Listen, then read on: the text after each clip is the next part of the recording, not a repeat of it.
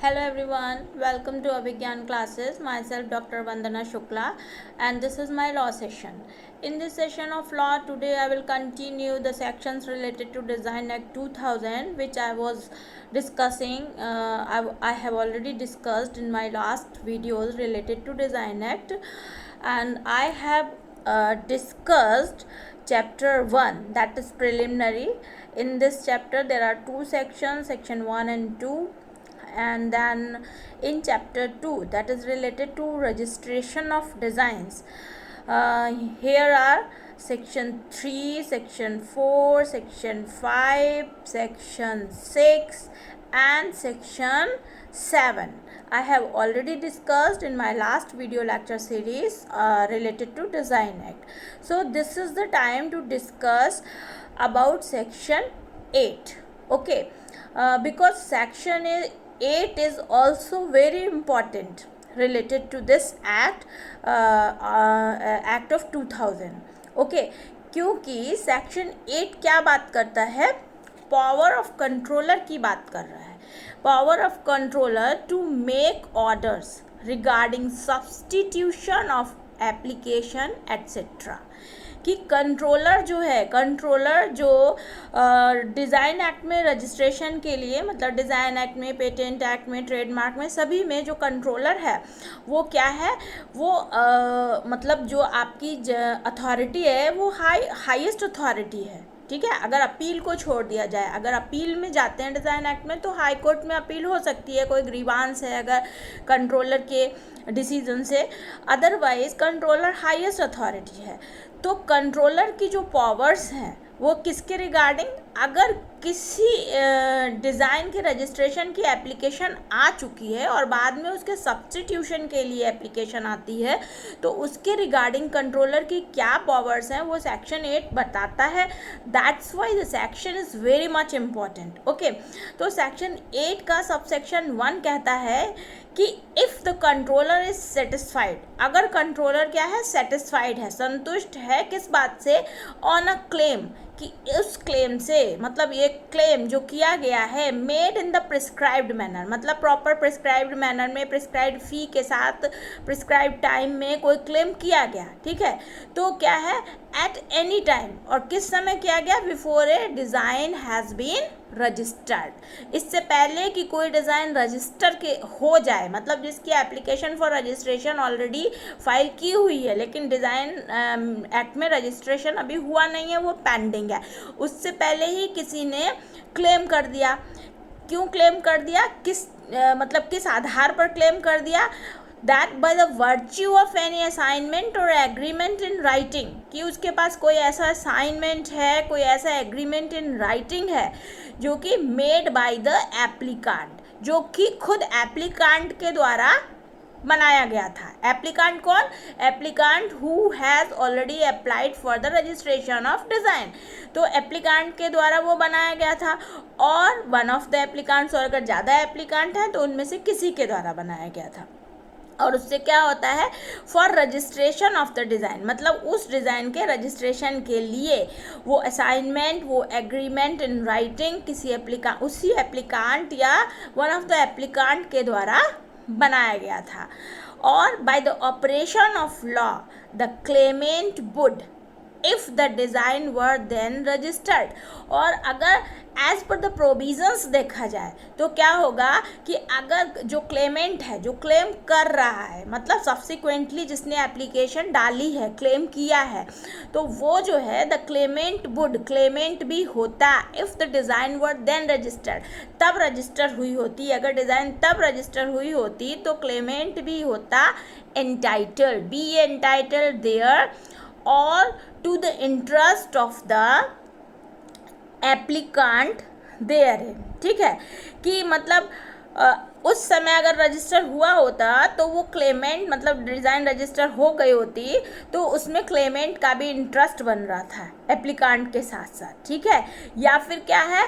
और to an undivided share of the design, या फिर उस डिज़ाइन में उसका एक अनडिवाइडेड शेयर होता, मतलब वो अगर उसने पहले ही उसका नाम डाल दिया जाता तो उसमें उस डिज़ाइन के रजिस्ट्रेशन में उसका भी शेयर होता, मीन्स उसका नाम होना चाहिए था, उसका इंटरेस्ट उस डिज़ाइन में होता।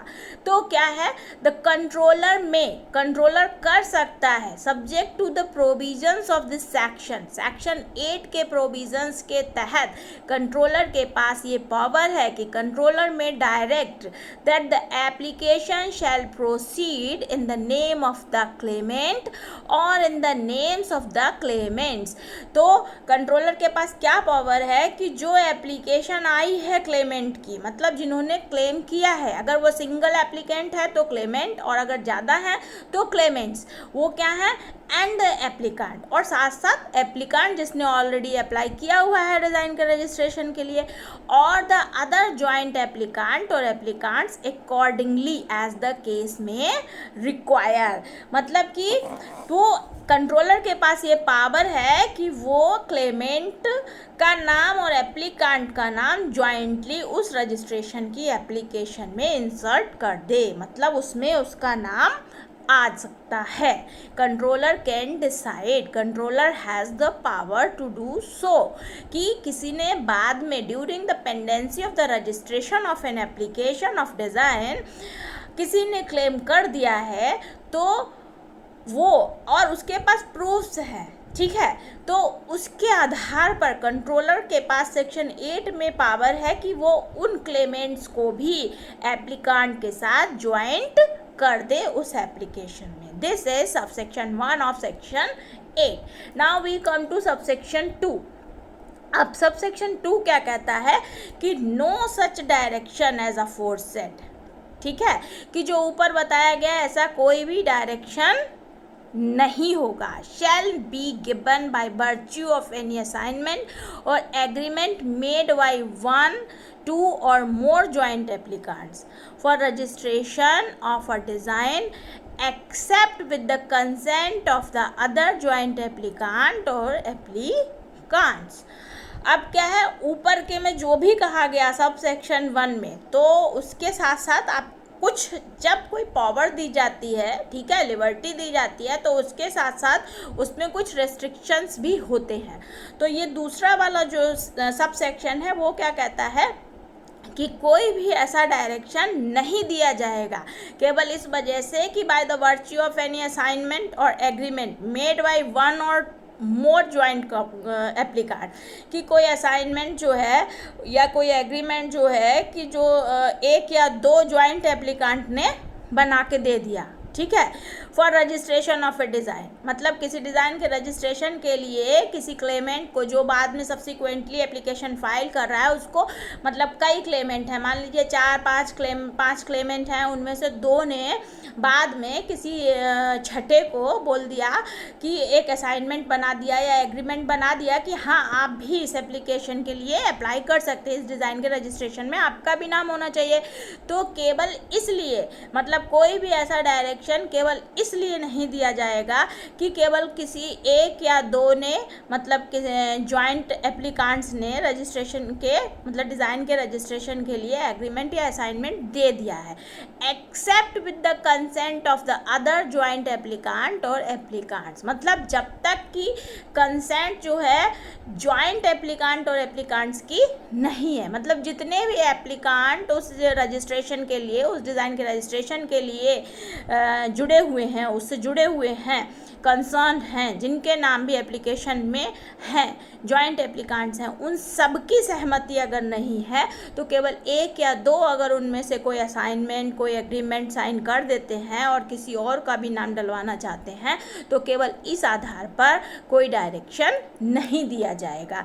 ये आपका सबसेक्शन 2 हो गया सेक्शन 8 का। Now we come to subsection 3।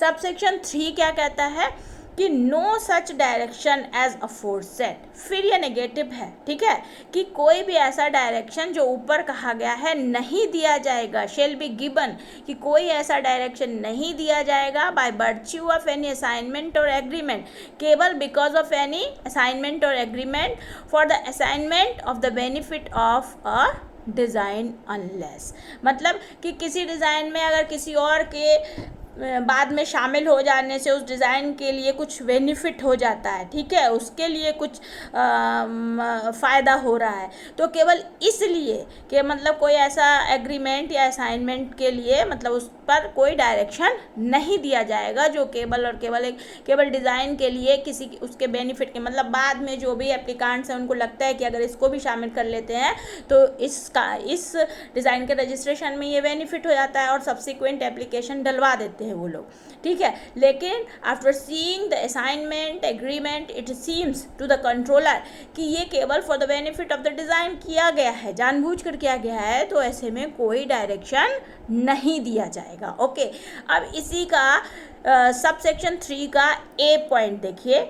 A point क्या कहता है कि the design is identified therein by reference to the number of the application for the registration, कि डिज़ाइन को आइडेंटिफाई कैसे किया जाएगा, क्योंकि बहुत सारे डिज़ाइंस हैं जो कि रजिस्ट्रेशन के लिए पेंडिंग होंगे, तो आप अपनी डिज़ाइन को कैसे आइडेंटिफाई करेंगे, जो भी एप्लीकांट है, तो design is identified therein by reference to the number of the application, ठीक है, जो जिस नंबर पर एप्लीकेशन फाइल हुई आपके डिज़ाइन के रजिस्ट्रेशन की, आपके एप्लीकेशन को एक नंबर असाइन किया जाएगा, ठीक है, जो भी रजिस्ट्रेशन ऑफिस है वहाँ से, और उसी के थ्रू मतलब कि reference to the number of the application for the registration, जो एप्लीकेशन फॉर रजिस्ट्रेशन आपने लगाया है ऑफिस में, रजिस्ट्रेशन ऑफिस में, वहाँ पर उस एप्लीकेशन पर आपको उस डिज़ाइन के अगेंस्ट एक नंबर दे दिया जाएगा, एप्लीकेशन नंबर, उस एप्लीकेशन नंबर के थ्रू आप अपनी डिज़ाइन को असाइन कर पाएंगे, मतलब उस डिज़ाइन को आइडेंटिफाई करेंगे। इसी का बी पॉइंट है, सब सेक्शन 3 का बी पॉइंट कहता है there is produced to the controller an acknowledgement by the person by whom the assignment or agreement was made. अब क्या है कि कंट्रोलर को जो भी व्यक्ति असाइनमेंट या एग्रीमेंट रिलेटिंग टू डिज़ाइन दे रहा है, ठीक है, उसको क्या करना है, कंट्रोलर को there is produced to the controller an acknowledgement by the person, मतलब उसको एक एक्नॉलेजमेंट देना पड़ेगा कंट्रोलर को उस असाइनमेंट और एग्रीमेंट के रिगार्डिंग एक एक्नॉलेजमेंट देना पड़ेगा, that the assignment or agreement relates to the design. किस संबंध में वो एक्नॉलेजमेंट देगा, इस संबंध में देगा कि वो जो असाइनमेंट है या वो जो एग्रीमेंट है वो उसी डिज़ाइन से रिलेटेड है, in respect of which the application is made, जिसके संबंध में ये एप्लीकेशन दी जा रही है, ठीक है। मतलब आपको एक लिखित में देना होगा, जो भी व्यक्ति क्लेम कर रहा है असाइनमेंट या एग्रीमेंट के थ्रू, उसे कंट्रोलर को एक एक्नॉलेजमेंट देना पड़ेगा रिलेटिंग टू दैट डिज़ाइन, कि वो जो क्लेम कर रहा है वो इसी डिज़ाइन के संबंध में है जिसके बारे में एप्लीकेशन, जिसके संबंध में रजिस्ट्रेशन एप्लीकेशन दी जा चुकी है। और अब इसमें आगे सी वाला पॉइंट क्या कह देता है, the right of the claimant in respect of the design have been finally established by the decision of a court। अब जो है सी पॉइंट कहता है कि जो क्लेमेंट के राइट्स हैं डिज़ाइन के संबंध में, ठीक है, whatever rights claimant has, ठीक है, in respect of the design, वो फाइनली कैसे डिसाइड होंगे, एस्टेब्लिश किए जाएंगे, वो through the decision of the court decide होंगे, ठीक है। उसके बाद डी पॉइंट कहता है the controller gives direction for enabling the application to proceed और for regulating the manner in which it should be proceeded under subsection 5। डी point कहता है कि कंट्रोलर गिव्स डायरेक्शंस, ठीक है, कंट्रोलर डायरेक्शन देता है for enabling the application to proceed, मतलब उस एप्लीकेशन के प्रोसीड करने के लिए, और फॉर रेगुलेटिंग द मैनर, या जिस ढंग से वो एप्लीकेशन प्रोसीडिंग होगी उसके मैनर को रेगुलेट करने के लिए, in which it should be proceeded, मतलब जिस तरह से वो एप्लीकेशन प्रोसीड होनी चाहिए अंडर सबसेक्शन 5। आगे नीचे सबसेक्शन 5 भी दिया है, तो सबसेक्शन 5 में जिस ढंग से वो एप्लीकेशन जो है वो प्रोसीड होनी चाहिए चाहिए, जिस तरीके से वो प्रोसीड होनी चाहिए, उसके रिगार्डिंग कंट्रोलर जो है डायरेक्शन देगा। ठीक है, ये कंट्रोलर का पावर है कि एप्लीकेशन को कैसे प्रोसीड करना है, किस मैनर में प्रोसीड करना है, वो कंट्रोलर उसके डायरेक्शन देगा। This is section 8 and subsection 3 में हमने डी पॉइंट पढ़ा था। Now we come to subsection 4 of section 8 of design act.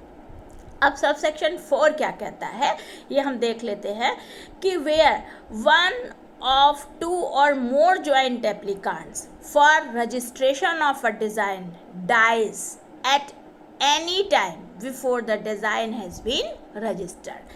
अब क्या हुआ कि there is pendency, ठीक है, कि पेंडेंसी है रजिस्ट्रेशन ऑफ डिज़ाइन के लिए, कि डिज़ाइन रजिस्ट्रेशन अभी हुआ नहीं है, वो पेंडिंग है। ठीक है, कि जो रजिस्ट्रेशन ऑफ डिज़ाइन है वो पेंडिंग है, और उसी दौरान क्या होता है कि जो 2 और मोर जॉइंट एप्लीकेंट फॉर रजिस्ट्रेशन, ठीक है, कि उनमें से मतलब 1 ऑफ द 2 और मोर, मतलब 2 हैं, 3 हैं, 4 हैं, मान लीजिए जॉइंट एप्लीकेंट्स थे, उन्होंने रजिस्ट्रेशन ऑफ डिज़ाइन के लिए अप्लाई किया था और उनमें से किसी की डेथ हो गई before design has been registered, मतलब डिज़ाइन के रजिस्ट्रेशन से पहले ही। तब क्या होगा, तब क्या सर्कमस्टेंसेस बनेंगी, द कंट्रोलर में upon a request in that behalf made by the survivor और सर्वाइवर्स।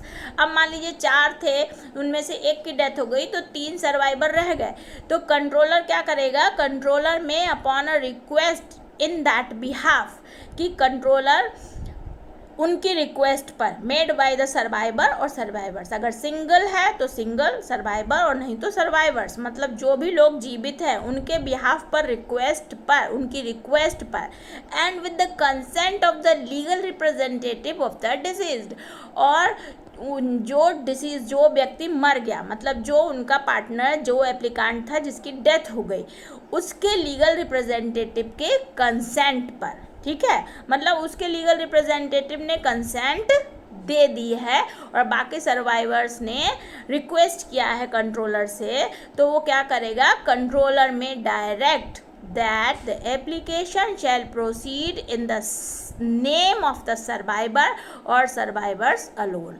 तो कंट्रोलर क्या करेगा कि जो लोग सर्वाइव कर रहे हैं, जो लोग जीवित हैं, उनके नाम से वो एप्लीकेशन आगे प्रोसीड करती रहेगी। ठीक है, अब आते हैं हम सब सेक्शन 5 ऑफ सेक्शन 8 पर। ये क्या कहता है कि इफ़ एनी डिस्प्यूट अराइजेस, कोई झगड़ा हो जाता है, मान लीजिए कोई कॉन्फ्लिक्ट उठ जाता है बिटवीन जॉइंट एप्लीकेंट्स, मतलब कि जब जॉइंट एप्लीकेंट है, डेफिनेटली कि जब 2-4 लोग हैं तो आपस में कुछ विरोध हो सकता है। ठीक है, तो अगर उनके बीच में जॉइंट एप्लीकेंट्स में कोई डिस्प्यूट हो जाता है for registration of a design, मतलब डिज़ाइन के रजिस्ट्रेशन के संबंध में, whether or in what manner the application should be proceeded with, कि किस चीज़ को लेकर, कि किस तरीके से या किस प्रकार से एप्लीकेशन को प्रोसीड किया जाना चाहिए, मतलब उनके बीच में, जॉइंट एप्लीकेंट्स के बीच में ये थोड़ा सा वो हो जाता है झगड़ा इस बात को लेकर कि किस तरीके से वो एप्लीकेशन फॉर रजिस्ट्रेशन को प्रोसीड करना है, उसके मैनर को लेकर।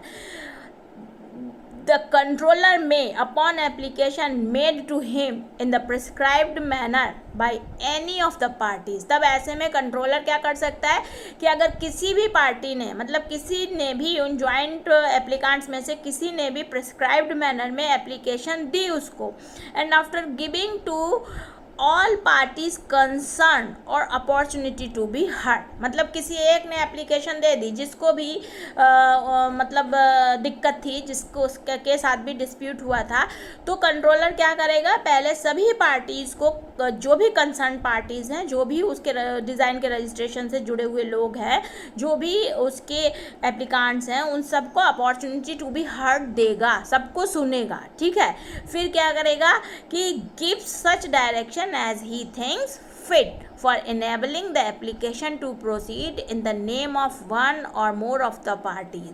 और उसके बाद वो ऐसे डायरेक्शंस देगा जैसे कि जो उसको ठीक लगते हैं उन सर्कमस्टेंसेस में. फॉर इनेबलिंग द एप्लीकेशन मतलब उस एप्लीकेशन के लिए to proceed in the name of one or more of the parties मतलब उस एप्लीकेशन को आगे इनेबल किया जाए, प्रोसीड किया जाए एक के नाम से या ज़्यादा लोगों के नाम से, alone for regulating the manner in which it should be proceeded with. मतलब कि किस तरीके से या फिर किस मैनर से उस एप्लीकेशन को प्रोसीड किया जाए, इस संबंध में जो भी कंट्रोलर को डायरेक्शन सही लगेगा वो देगा. लेकिन इससे पहले वो क्या करेगा, वो सारे जो भी कंसर्न लोग हैं उस डिज़ाइन के रजिस्ट्रेशन से जुड़े हुए, उस डिज़ाइन के रजिस्ट्रेशन में जो भी एप्लीकांट्स हैं, कंसर्न पीपल हैं, उनको अपॉर्चुनिटी टू बी हर्ड देगा. और for both those purposes as the case में भी.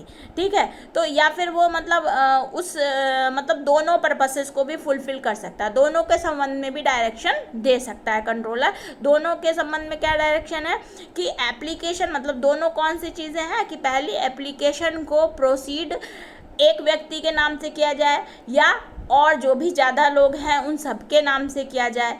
ठीक है, तो एक हो गया. दूसरा, उसको किस मैनर से रेगुलेट किया जाए, उस एप्लीकेशन को आगे किस मैनर से, किस मेथड से आगे प्रोसीड किया जाए. इस संबंध में, इन दोनों ही संबंध में, इस दोनों ही विषय में कंट्रोलर जो है जैसा भी केस की नेसेसिटी होगी, उसकी रिक्वायरमेंट होगी, उसके अकॉर्डिंगली कंट्रोलर डायरेक्शन दे सकता है. This is section 8, very important section related to power of controller regarding the substitution of application. Okay, now we come to section 9. Section 9 की बात करते हैं तो छोटा सा सेक्शन है, देख लेते हैं कि सर्टिफिकेट ऑफ रजिस्ट्रेशन की बात कर रहा है, क्योंकि अभी तक हम लोग रजिस्ट्रेशन से रिलेटेड पढ़ चुके हैं कि रजिस्ट्रेशन कैसे कैसे होगा. फिर 9 कहता है, 9 का सबसेक्शन 1 कहता है the controller shall grant a certificate of registration to the proprietor of the design when registered. Controller जो है वो ग्रांट करेगा सर्टिफिकेट ऑफ रजिस्ट्रेशन. ठीक है, सर्टिफिकेट ऑफ रजिस्ट्रेशन देगा controller to the proprietor of the design when registered. जब design registered हो जाती है तो उसके प्रोप्राइटर को वो controller certificate of registration issue करेगा. ये सेक्शन 9 का सबसेक्शन 1 कहता है. सबसेक्शन 2 क्या कहता है, द कंट्रोलर में in case of loss of the original certificate, means in case कि अगर कहीं किसी का ओरिजिनल सर्टिफिकेट खो गया, ठीक है, और इन एनी अदर केस या किसी और तरीके से मतलब वो सर्टिफिकेट मिस हो गया है, in which he deems it expedient furnish one or more copies of the certificate. मतलब ऐसी परिस्थितियों में वो एक या एक से ज़्यादा कॉपी सर्टिफिकेट की तैयार कर सकता है, दे सकता है. This is section 9. ठीक है, अब हम सेक्शन 9 के बाद सेक्शन 10 जो है वो एज़ पर यूनिट 1 आपके सिलेबस में नहीं दिया है, तो मैं शॉर्ट में ही बताती हूँ. रजिस्टर ऑफ डिज़ाइन से रिलेटेड है कि जो भी डिज़ाइन रजिस्ट्रेशन का ऑफिस होगा उसमें डिज़ाइंस के रजिस्ट्रेशन से संबंधित एक रजिस्टर होगा, उसमें उससे संबंधित पूरा डिज़ाइन के रजिस्ट्रेशन से संबंधित डेटा नोट किया जाएगा. Okay, this is section 10.